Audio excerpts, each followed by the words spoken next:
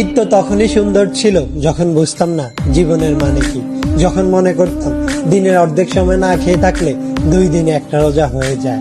ঈদ তো তখনই সুন্দর ছিল যখন রোজা না রেখেও সবার আগে ইফতার টেবিলের সামনে হাজির হতাম আর সবার আগে ইফতারি খাওয়া শুরু করতাম।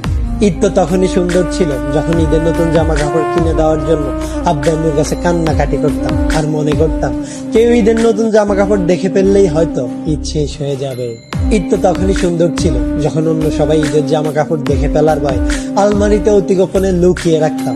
ঈদ তো তখনই সুন্দর ছিল যখন ঈদের দিন সবার পা ধরে সালাম দিতাম আর সালামের জন্য দাঁড়িয়ে থাকতাম।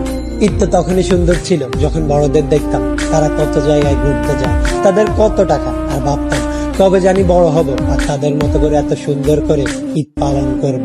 হ্যাঁ, আজ বড় হয়েছে ঠিকই, পকেট ভর্তি আজ অনেক টাকা। ঈদ আজ ঠিকই আছে, কিন্তু হারিয়ে গেছে ছোটবেলায় কাটানো ঈদের সেই আনন্দময় মুহূর্তগুলো।